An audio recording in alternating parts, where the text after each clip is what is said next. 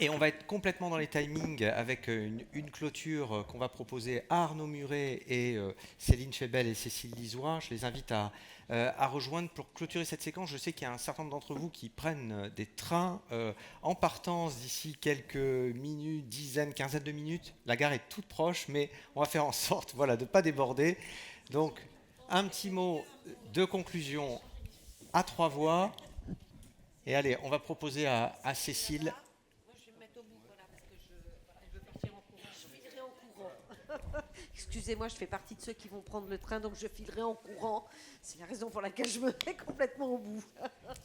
Alors Cécile Lizois, justement, petit mot de conclusion pour clore nos échanges. Si vous aviez, je sais pas, un, deux éléments particulièrement intéressants, structurants pour la suite de vos réflexions au sein de l'OPCO, qu'est-ce que vous mettriez en avant?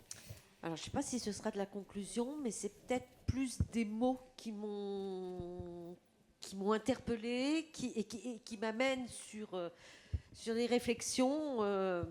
Transition écologique juste. Et cette notion de juste embarque pour moi toutes les dimensions dont on a parlé aujourd'hui. La dimension bien évidemment écologique, mais derrière la dimension économique, la dimension sociale et la dimension évolution des compétences des salariés et évolution du travail, de l'organisation, des conditions, etc. On est vraiment là-dedans et tout ce dont on a parlé aujourd'hui participe Oui. de cela. Et que peut-être que vendre la transition écologique au regard des normes, des contraintes ou de la crise énergétique en fait, ne fait pas rêver Oui. et qu'il faut peut-être qu'on entraîne avec nous Sur les enjeux RH, sur les enjeux, économiques, voilà, sur les enjeux d'attractivité. de reconnaissance, d'attractivité des métiers, des emplois, et qu'on entraîne tout l'écosystème avec nous autour de ce rêve, qui doit devenir très vite réalité, sinon on ira tous dans le mur. Céline Chebel. Alors, je ne sais pas si je vais vous amener à rêver. Moi, ce qui m'a surprise aujourd'hui, c'est déjà la diversité du vocabulaire et je m'aperçois au niveau des mots qu'on utilise, on n'a pas tous la même définition. On a parlé beaucoup, par exemple, d'acculturation, de sensibilisation. Voilà. Pour ce qui est la première étape, je dirais, de l'appréhension de cette dimension. Mais je ne suis pas sûre qu'on ait vraiment tous, après, enfin je veux dire, en fonction des responsabilités qui nous sont attribuées, les mêmes, la même vision opérationnelle. J'ai entendu aussi tout à l'heure dire que pour les petites entreprises, la stratégie d'entreprise, elle n'était pas déterminante. J'ai un petit peu réagi, ou alors j'ai mal compris parce que moi je suis représentant d'une petite entreprise. Alors peut-être que ma stratégie, elle n'était pas établie avec le directeur commercial, le directeur de la recherche et du développement, le directeur du marketing et le responsable financier. Mais en attendant, vis-à-vis d'une entreprise même petite, les orientations qu'on est amené à prendre face à des défis pareils, je veux dire, ils sont lourds de conséquences pour l'entreprise, mais pour tous les salariés. Donc, effectivement, on ne va pas appréhender le sujet de la même manière. Tout à l'heure, on nous parlait du boulanger. Pendant qu'il y a eu la crise énergétique, moi, dans ma commune, il y a des boulangers qui ont arrêté de faire, comment on appelle ça, deux fournées, parce que ça leur coûtait trop cher. Et ils ont demandé à leurs clients de passer commande. Et donc, ils ne fabriquaient que ce qu'ils étaient sûrs de pouvoir vendre. Enfin, je veux dire, ça vous interpelle quand même. Et puis, pour aller sur une autre dimension, moi je trouve que c'est une opportunité, cette transition écologique énergétique. Il ne faut pas se limiter forcément. On a la RSE aussi, qui est un périmètre plus large. Mais ça, c'est une opportunité. Pourquoi ? Parce que je pense que tous les actifs, ceux d'aujourd'hui, mais ceux de demain, ils vont être amenés à hybrider leurs compétences. On part sur un parcours professionnel. On n'a pas de garantie aujourd'hui qui va être le même dans 10 ans, dans 15 ans.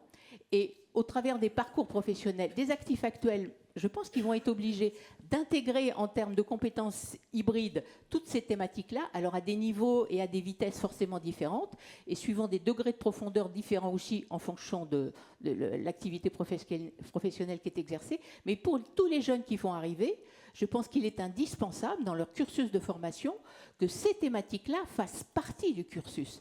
Et dès le début, c'est-à-dire en formation initiale, je crois qu'il y avait des exigences pour les écoles primaires, peut-être les collèges, de donner une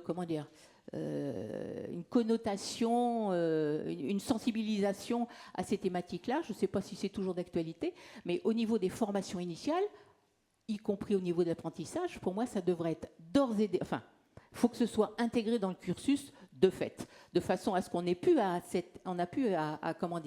mettre en œuvre et à organiser les phases d'acculturation. Ce sera fait. Après ça, on va aller vers l'acquisition de compétences transverses ou hybrides, et puis on pourra aller à un niveau encore plus précis, au niveau de l'exercice même du métier. Et j'entendais aussi dire que le geste ne va pas changer. Je ne suis pas sûre que dans un certain nombre... D'ailleurs, Arnaud, vous avez donné une explication tout à l'heure. Je ne suis pas sûre que le geste, il va rester immuable. Il y a peut-être des activités où ce sera immuable, mais d'autres où on va peut-être justement se poser la question de est-ce qu'on n'a pas intérêt à réviser le geste précisément pour répondre à ces objectifs. Merci. Et le propos de fin, Arnaud Muret. Très sincèrement, je suis... je dirais presque fasciné par quelque chose, c'est que c'est d'abord... Par nous, dit en fait, j'ai été fasciné par le propos introductif du maire de La Rochelle. Parce qu'au début de son propos, il a repositionné l'histoire de l'environnement à La Rochelle par une position, on va dire, humaine. Il a employé le mot humanisme environnemental, en disant qu'au moment où il y a eu cette préoccupation, ce n'était pas un enjeu autour du carbone, mais plutôt d'un espèce de vivre ensemble. Et la thématique de la transition énergétique, très vite, on peut partir sur des choses en parlant de bilan carbone, de consommation d'énergie, partir sur quelque chose, d'un objet extrêmement technique, technologique, et finalement à être dans quelque chose de presque désincarné, déshumanisé.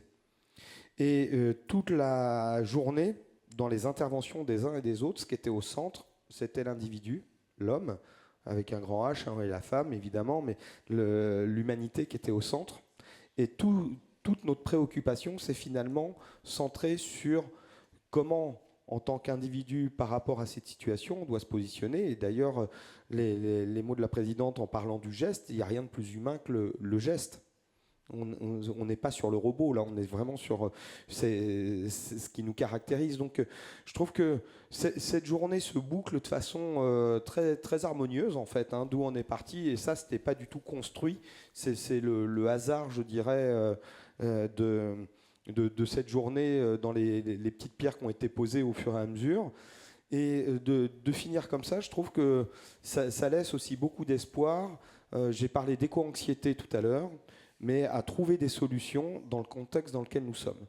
Et pour la conclusion, vu qu'il reste quelques secondes encore, je voudrais d'abord, Nicolas, vous remercier pour la qualité de l'animation de ce jour. Vraiment un grand bravo, vous pouvez l'applaudir. Grand merci. Parce que cette journée passe vite, mais j'ai vu tout le travail en amont, de préparation, s'assurer. Donc je dis qu'il y a un peu de quelque chose, mais il y avait de la couture, voire pas du point de croix, de la dentelle qui a été faite pour arriver à cette journée. Donc un grand merci. Un grand merci aussi aux équipes de l'OPCO EP, donc à Héloïse et toute l'équipe autour d'elle qui ont préparé cette journée, puis aux équipes de Pauline et d'Armel qui se sont beaucoup investis. Et puis pour finir, un grand merci à chacun d'entre vous d'avoir pris cette journée.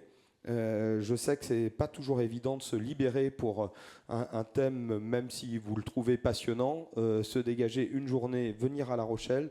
Donc un grand merci à tous pour cette journée et je vous souhaite un excellent retour. À bientôt. Au revoir.